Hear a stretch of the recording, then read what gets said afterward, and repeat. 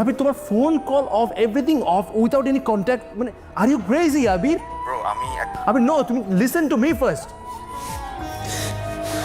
বাবা, আব্বা,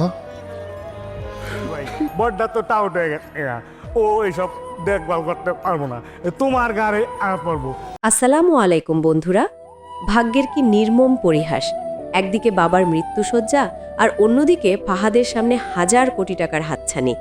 সামির আর মেহরিন কি গ্রামে পৌঁছে শেষ রক্ষা করতে পারবে, নাকি বাবার শেষ বিদায়ও থেকে যাবে পাহাড় সমান আক্ষেপ?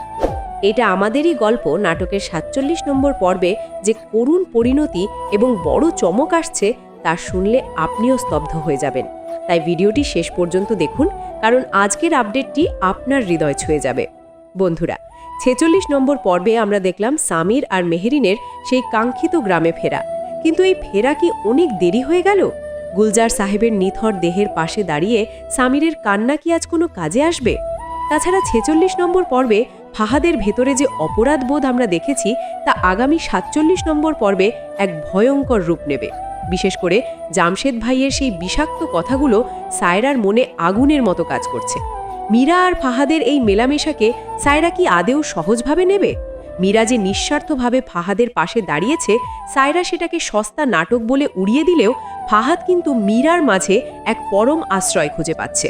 বন্ধুরা, আগামী ৪৭ নম্বর পর্ব হতে যাচ্ছে এই সিরিজের সবচাইতে বড় ড্রামাটিক পর্ব।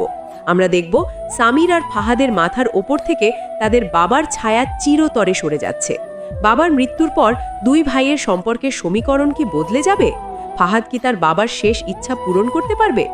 তবে গল্পের মোড় ঘুরে যাবে যখন ফাহাদের ফোনে দুবাই থেকে সেই কাঙ্ক্ষিত ফোনটি আসবে। দীর্ঘদিন নিখোঁজ থাকার পর সেই ইনভেস্টর অবশেষে ফাহাদের সাথে যোগাযোগ করবে। এই একটি ফোন কল কি ফাহাদের জীবন ঘুরিয়ে দেবে? সে কি পারবে মেহরিনের বাবা আর সায়রার আভিজাত্যকে চ্যালেঞ্জ করতে?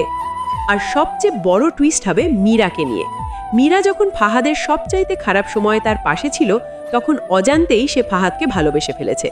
আগামী পর্বে মীরার এই গোপন ভালোবাসা কি ফাহাদের সামনে প্রকাশ পাবে? সায়রা যখন দেখবে ফাহাদ মীরার দিকে ঝুঁকে পড়ছে, তখন সে কি করবে? আপনাদের কি মনে হয়, সামির কি তার বাবার মৃত্যুর পর গ্রামে থেকে যাবে, নাকি ফাহাদের দুবাইয়ের প্রজেক্ট তাকে আবার ঢাকায় নিয়ে আসবে? আপনাদের মতামত অবশ্যই কমেন্টে জানান। ভিডিওটি ভালো লাগলে লাইক দিন এবং এই নাটকের প্রতিটি গুরুত্বপূর্ণ আপডেট সবার আগে পেতে আমাদের সাথেই থাকুন। দেখা হচ্ছে পরবর্তী ভিডিওতে। আল্লাহ হাফেজ।